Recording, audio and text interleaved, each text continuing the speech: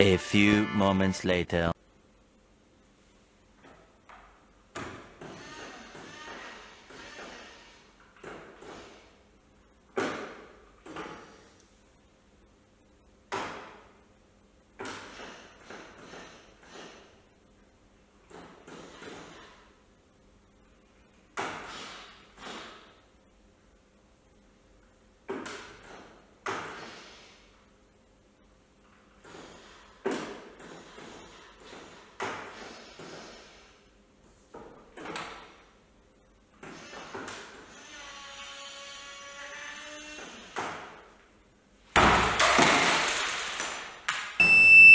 Zdravím vás. Chcel by som vám predstaviť náš projekt, s ktorým sme sa zapojili do súťaže Noark plní sny školám.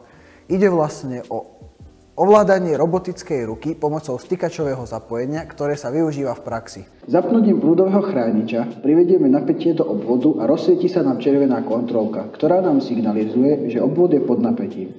Následným zatlačením zeleného tlačítka sa nám prepne ovládanie do pracovného módu a rozsvieti zelená kontrolka. Len v tomto móde môžeme ovládať pohon robota tlačidlami.